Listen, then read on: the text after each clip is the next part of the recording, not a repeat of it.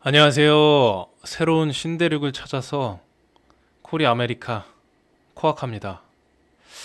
오늘은 이제 약간 트위터를 돌아다니다가 이제 생각나는 게 있을 때마다 어떤 트위터에 이런 참신한 자료들을 보면서 구독자분들한테 이런저런 얘기를 한번 해드리는 것도 재밌을 것 같아서 영상을 찍어 봅니다.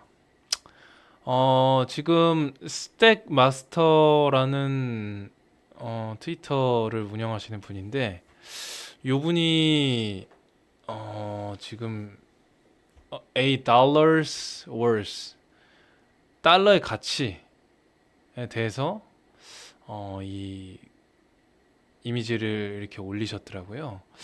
여기 보면은 1920년 그 전, 1930년, 40년, 50년 달러의 가치는 점점 시대가 흐를수록 내려갑니다. 왜냐하면 달러는 어, 발행량이 정해져 있지 않기 때문이에요. 그리고 여기 보시면 The gold standard is abandoned and currencies are no longer linked to gold.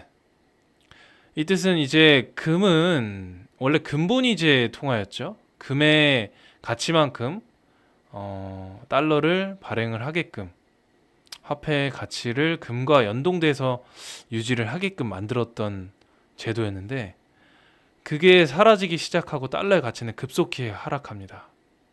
정말 급속히 하락하죠. 그리고 이제 2020년 엄청난 달러의 그 푸는 연준의 엄청난 유동성 공급이 있었죠. 달러를 엄청나게 만들어서 찍어서 내보낸 거예요. 왜냐하면 그 당시 코로나가 터짐으로써 자산 시장이 정말 많이 하락을 했었거든요. 그래서 그걸 막고자 이제 연준이 나서서 많은 돈을 한꺼번에 풀었던 건데 지금 그렇게 되다 보니까 이제 돈을 이제 많이 푼 만큼 많이 걷어들여야겠죠. 왜냐하면 힘의 균형 원리에 따라서 무조건 상승만 할 수는 없잖아요.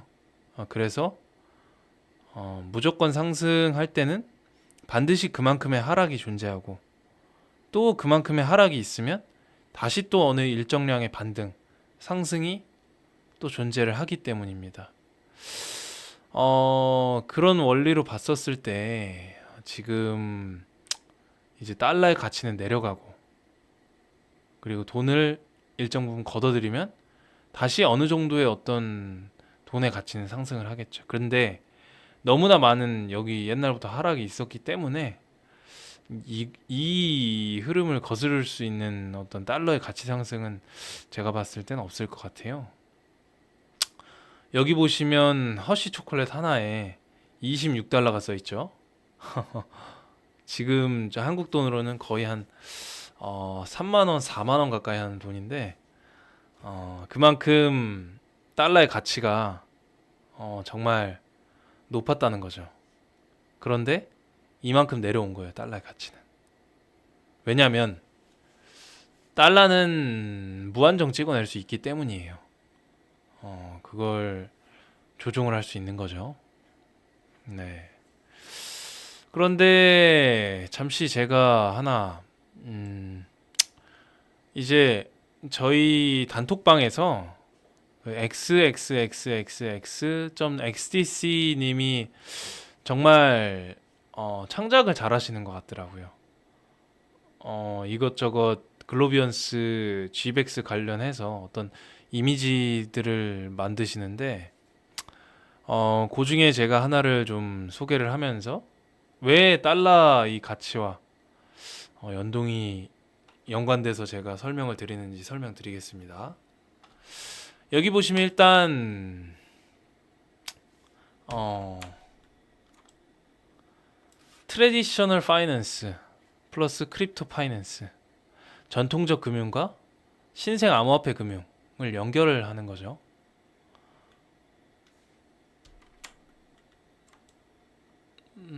아주 잘 만드셨어요, 정말. 올인원 한 번에 해결을 한다는 겁니다. 글로비언스 마크가 있고요. QR페이. QR페이는 뭐 요즘 많이 다른 어떤 레거시 금융에서도 많이 이용을 합니다. 그리고 글로비언스 어플 내에서의 어떤 한 큐에 해결할 수 있는 걸 표식을 해 놓은 건데요. 뱅크, 은행이죠. 리워드, 트레이드, 스테이크, 런치패드, 레퍼럴스, NFT, 카드 디포짓, 예금. 뭐 런치패드는 다 아시겠고, GBX 토큰을 가지고 있으면 어떤 신규 ICO, IDO에 참여할 수 있는 그런 레벨적인 측면에 먼저 들어갈 수가 있죠. 선 진입을 할 수 있는 겁니다.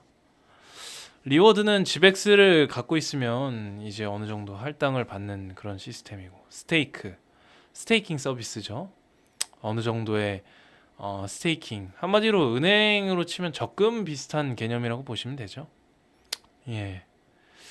그러면 뭐 1년짜리 스테이킹을 한다. 그러면 1년 후에 어느 정도의 보상량을 줄 테니까 GBX 토큰을 어, 홀딩하는 그런 락업을 걸어놓는 그런 시스템이죠. 그리고 레퍼럴즈. 이거는 이제 지인에게 소개를 함에 따라서 어떤 보상을 주는 겁니다. 제가 그래서 제 유튜브 영상 그리고 블로그 글에도 보면 레퍼럴 코드를 좀 입력을 해놨습니다.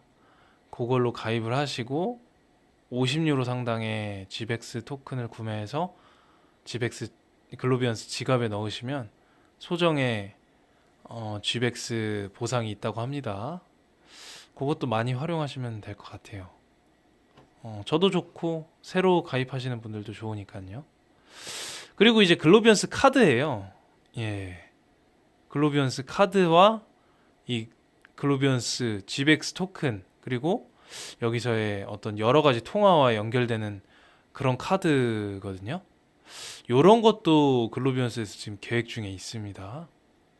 한마디로 여기 보시면 전통적인 금융과 신생 암호화폐 금융을 연결짓는 아주 정말 XX 5개 .xdc 님이 정말 잘 만드신 것 같아요. 한 큐에 이거를 볼 수가 있죠.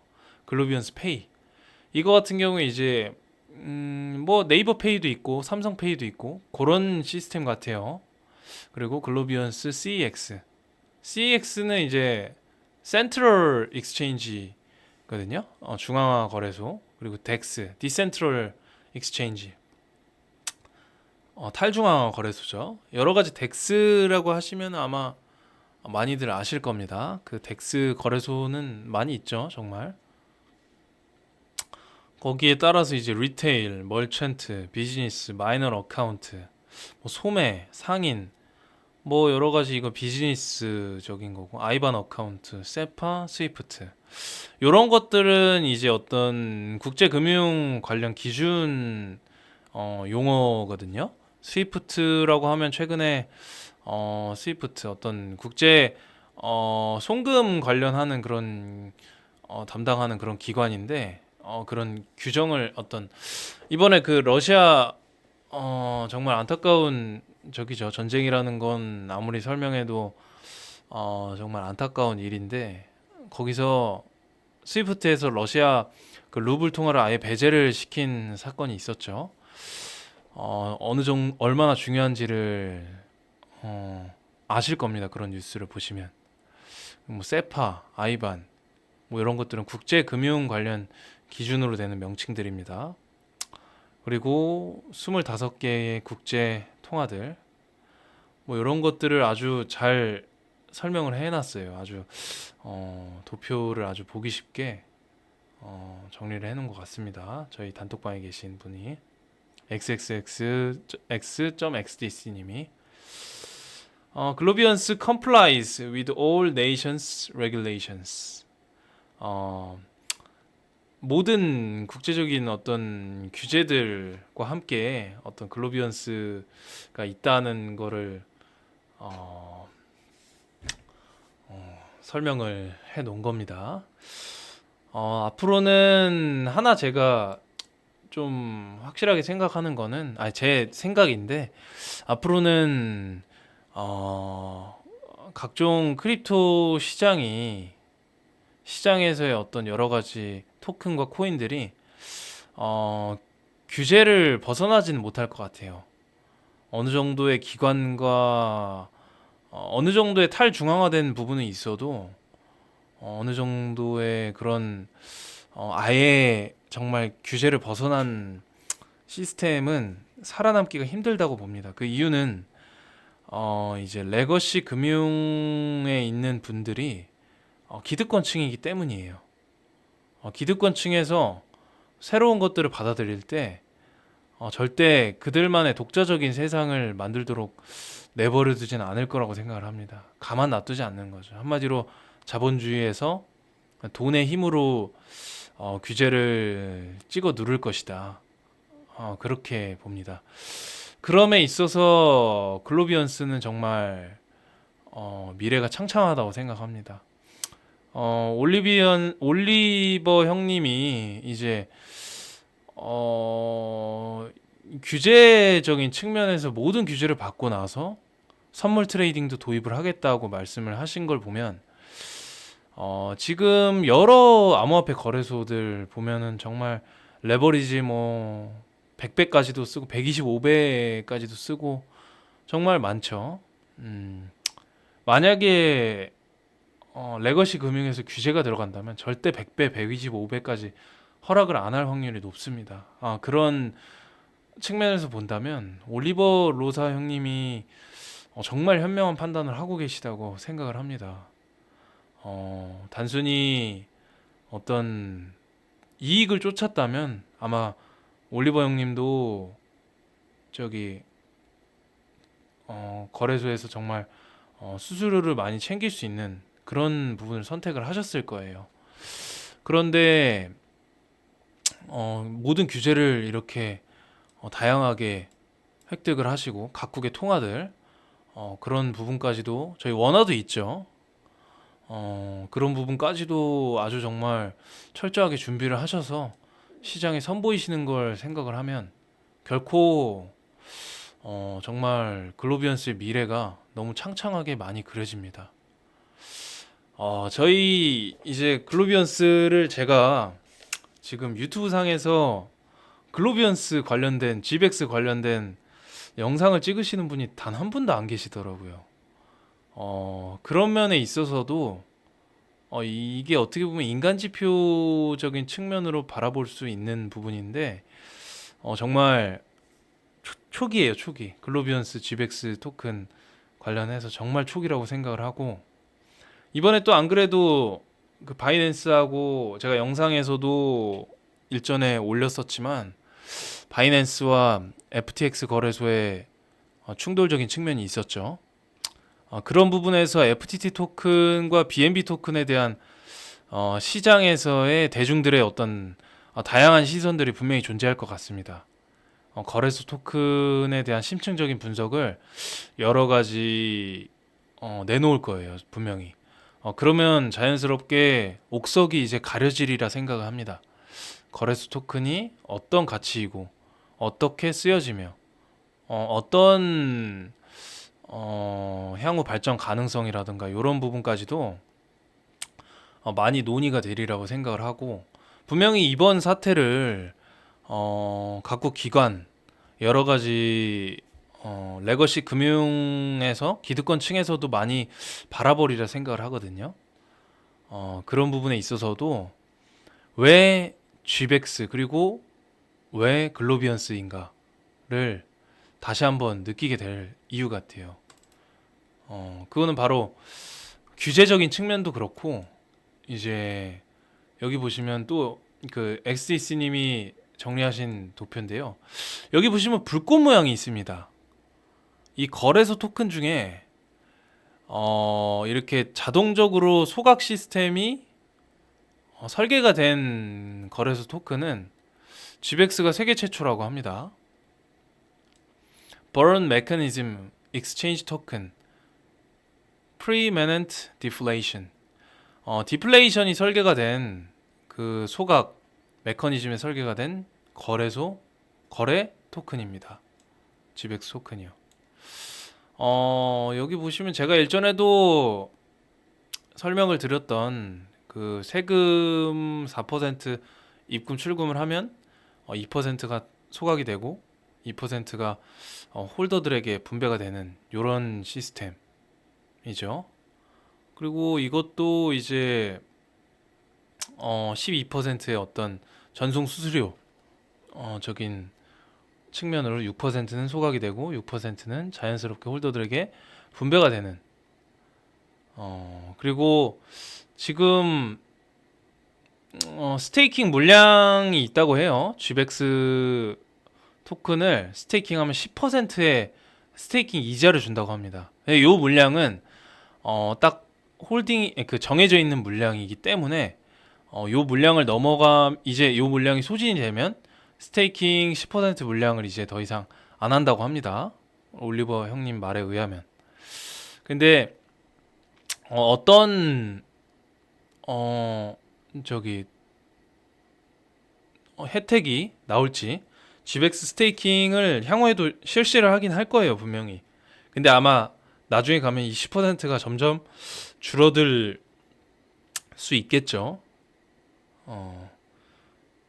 그리고 이미 어떤 저기 큰 소각 이벤트가 한 번이 초창기에 있었다고 합니다. 제가 이때는 GBX를 들고 있지 않아서 잘 그때는 경험을 하지 못했지만 일단은 전반적인 내용은 이렇습니다.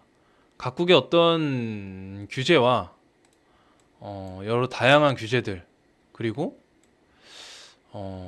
레거시 금융과 신생 암호화폐 시장을 연결짓는 그런 선두주자에 있는 글로비언스가 솔직히 제 입장으로는 왜 지금 이렇게 유망하지 않은지 솔직히 모르겠어요. 이유를 잘 모르겠습니다, 솔직히. 그만큼 사람들이 아직까지도 많이 모르는 그런 초창기 신생 코인이다. 그런 부분을 좀 논의를 해볼 수 있겠습니다. 그리고 제가 하나 더 이제 이분 그 스탁마스터 트위터에서 글을 읽다가 여기 보시면은 지금 뭐 제가 세부적인 것까진 잘 모르겠어요. 비트코인 노드와 관련된 그런 어떤 활동적인 측면에서 봤었을 때 지금 유럽에 이렇게 집중되어 있죠. 그리고 이건 미국입니다. 지금 유럽과 미국 글로비언스는 유럽에서 지금 시작을 한 거죠. 프로젝트 자체가 유럽 프로젝트입니다. 근데도 아직까지 유럽인들은 미국인들만큼 암호화폐 시장에 관심이 많지는 않은 걸로 제가 알고 있는데 그럼에도 요 정도 포텐셜을 가지고 있다는 거를 요 그림에서 제가 추출을 해냈습니다. 그런데도 아직까지도 GBX 토큰의 가격이 시총이 그만큼이다. 상당히 낮다는 생각이 듭니다. 예. 여기 한국이 조금 있고 뭐 다양한 국가들이 조금 있는데 요 국가들이 전부 이제 채워진다면 글로비언스는 정말 지금 가격은 아마 정말 역사적인 가격으로 남지 않을까 생각을 합니다. 그리고 또 이분을 보니까 인터넷 유저 1997년에 140 밀리언이었죠. 그리고 인터넷 유저 2007년에 3.7 빌리언입니다. 빌리언이에요, 빌리언. 그리고 인터넷 유저 인 투데이 6 빌리언이에요.